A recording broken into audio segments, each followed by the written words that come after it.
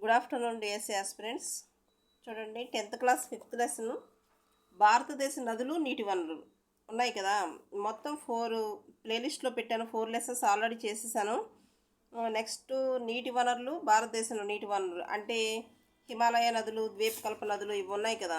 So నేనైతే మొత్తం notes మీకు ఇవంతా టెక్స్ట్ బుక్ లేని వాళ్ళకి, ముఖ్యంగా టెక్స్ట్ బుక్ లేని వాళ్ళకి నేనైతే నోట్స్ ప్రిపేర్ చేశాను. చూడండి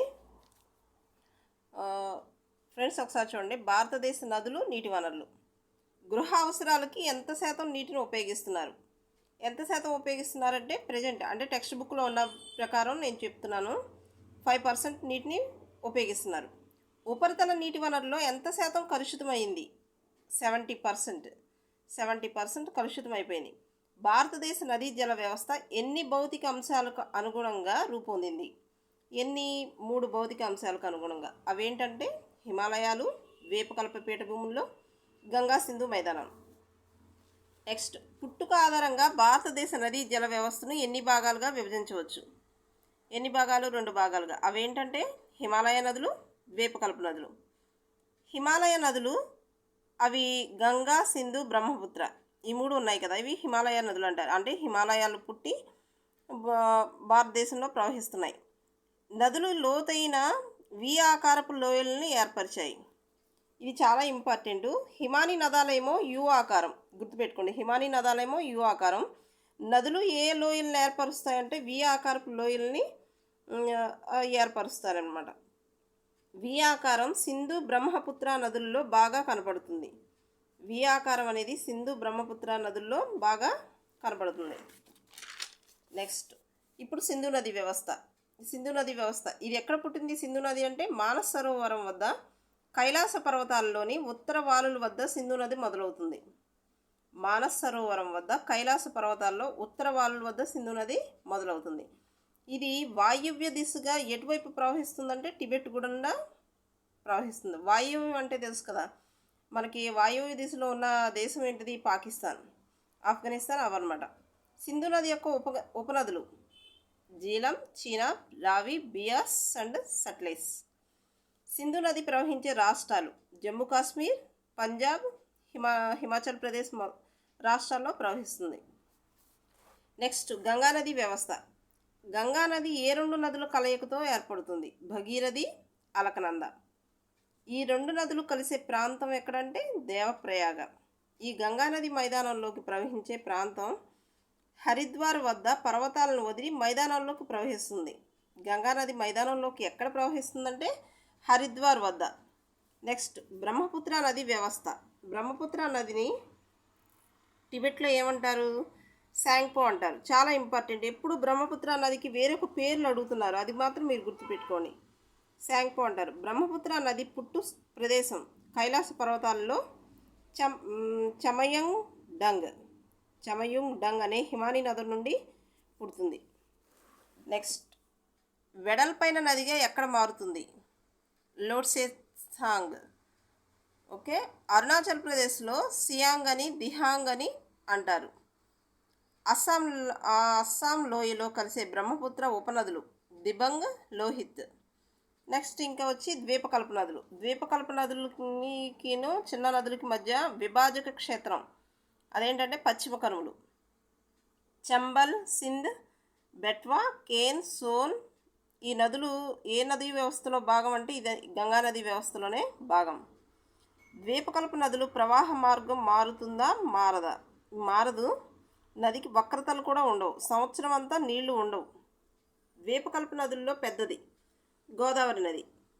నెక్స్ట్, గోదావరి నది జన్మస్థానం మహారాష్ట్రలో. ఎంహెచ్ అంటే మహారాష్ట్ర, నాసిక్ వద్ద గల త్రయంబకం అనే పీఠభూమిలో. ఎక్కడ కలుస్తుంది? బంగాళాఖాతంలో కలుస్తుంది. తూర్పు వైపు ప్రవహించి బంగాళాఖాతంలో కలుస్తుంది.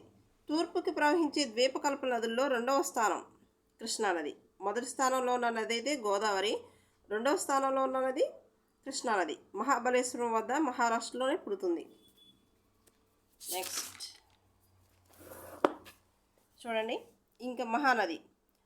యాక్చువల్గా టెక్స్ట్ బుక్లో మహానది, నర్మదా నది, తపతీ నది ఈ 3 నదులు ఇవ్వలేదు, కానీ చిన్న బాక్స్లో మాత్రం బిట్స్ లాగా ఇచ్చారనమాట. ఛత్తీస్గఢ్లో సిహావా దగ్గర ఒరిస్సా గుండా ప్రవహిస్తుంది. మహానది ఛత్తీస్గఢ్లోని సిహావా దగ్గర ఒరిస్సా గుండా ప్రవహిస్తుంది. నర్మదా నది మధ్యప్రదేశ్లో అమర్కంటక్ వద్ద జన్మిస్తుంది. 19th వచ్చిన టెట్లో వచ్చింది. అమర్కంటక్ దగ్గర జన్మించిన నది నర్మదా నది. తపతీ నది మధ్యప్రదేశ్లో ముల్తాయి కొండల్లో మధ్యప్రదేశ్, మహారాష్ట్ర, గుజరాత్ రాష్ట్రాల్లో ప్రవహిస్తుంది. ఎక్కడ జన్మించిందంటే మధ్యప్రదేశ్లోని ముల్తాయి కొండల్లో జన్మించింది. హ్యాండ్ మేడ్ ఆఫ్ నర్మదా అని తపతీ నదిని పిలుస్తారు. Hand made of Narmada. Tapti నదిని, నర్మదా నదిని కవల నదులను కూడా అంటారు, గుర్తుపెట్టుకోండి. నీటి వినియోగం. అంతర్గత ప్రవాహాలు అంటే ఏమి కలుస్తాయి? అవపాతం, భూమి ఉపరితలం మీద ఉన్న నీరు, భూగర్భ ప్రవాహం. ఈ మూడింటిని అంతర్గత ప్రవాహాలు అంటారు. అవపాతం ప్రతి సంవత్సరం మారుతూ ఉంటుంది. ఒకసారి ఎక్కువ పడవచ్చు వర్షాలు, ఒకసారి తక్కువ కూడా పడవచ్చు. అందుకనే ప్రతి సంవత్సరం మారుతూ ఉంటుంది. భూగర్భం ద్వారా లోపలికి వచ్చే నీటిని అంచనా వేయడం చాలా కష్టం. బాష్పోత్సేకం అంటే తెలుసు కదా, నీరు నీటి ఆవిరిగా మారటాన్ని బాష్పోత్సేకం అంటారు. తుంగభద్ర నదీ జలాలను కర్ణాటక, ఆంధ్రప్రదేశ్ రాష్ట్రాలు పంచుకుంటున్నాయి. నెక్స్ట్, తుంగభద్ర నదీ పరివాహక ప్రాంతం 71,417. ఈజీగా గుర్తుపెట్టుకోవచ్చు. 71 ఇక్కడ 71 ఉంది, 71 మధ్యలో 4. నెక్స్ట్, కర్ణాటకలో పరివాహక ప్రాంతం 57,671, అంటే ఎక్కువ ఉంది. ఏపీ కంటే కర్ణాటకలో పరివాహక ప్రాంతం ఎక్కువ ఉంది, చదరపు కిలోమీటర్లు. కుద్రేముఖ్ ఇది దేనికి ప్రసిద్ధి అంటే ఇనుముకు ప్రసిద్ధి. శాండూర్ వద్ద మాంగనీస్ తవ్వకాలు జరుపుతారు. నదీ పరివాహక ప్రాంతంలో పారిశ్రామిక సంస్థలు 27 భారీ ఉన్నాయి, 2,543 చిన్న సంస్థలు కూడా ఉన్నాయి. బెల్లపు మడ్డి వలన నదిలో చేపలు చనిపోతున్నాయని ఆందోళన చేసిన సంవత్సరం 1984. గ్రామ పరివాహక సమగ్రాభివృద్ధికి ఆదర్శ గ్రామంగా ప్రభుత్వం ఎంపిక చేసిన గ్రామం హివారే బజార్. హివారే బజార్ ఎక్కడ ఉందంటే మహారాష్ట్రలో అహ్మద్నగర్ జిల్లాలో ఉంది. అహ్మద్నగర్ జిల్లా 400 మిల్లీమీటర్ల వర్షపాతంతో కరువు పీడిత ప్రాంతంగా ఉంది. అప్పుడు కొండవాళ్ళలో నేల కోతకు గురి కాకుండా కందకాలు తవ్వారు. కేరళలో పెరుమట్టి గ్రామంలో తలెత్తిన వివాదం అంటే అక్కడ పంచాయతీకును కోకోకోలా కంపెనీ పెట్టడానికి ముందుకు వస్తుంటే ఈ కేరళ గ్రామస్తులందరూ ఒప్పుకోలేదన్నమాట. పంచాయతీకిను ఆ కంపెనీకి మధ్య వివాదం తలెత్తింది. ఈ వివాదం ఏ సంవత్సరంలో సుప్రీంకోర్టుకి వెళ్ళిందంటే 2014 జనవరిలో వెళ్ళింది.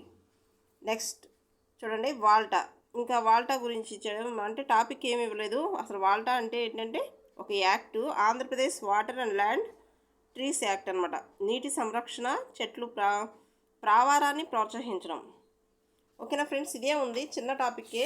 టెక్స్ట్ బుక్లో ఉన్న బిట్స్ అన్ని లైన్ టు లైన్ ఇచ్చేసాను. సో మీరు నచ్చితే లైక్ చేయండి, షేర్ చేయండి అండ్ సబ్స్క్రైబ్ చేయండి. నెక్స్ట్ అయితే ఇంకో 3 లెసన్స్ కంటిన్యూగా చేస్తాను. నెక్స్ట్ 7th ఇది తుంగభద్ర అనేది. ఓకే, నెక్స్ట్ టాపిక్ వచ్చి ప్రజలు ఉంది. ఇది నెక్స్ట్ వీడియోలో చేస్తాను. నచ్చితే లైక్ చేయండి, లైక్ చేస్తే మరికొంతమందికి యూజ్ అవుద్ది. షేర్ చేయండి అండ్ సబ్స్క్రైబ్ చేయండి. Thank you.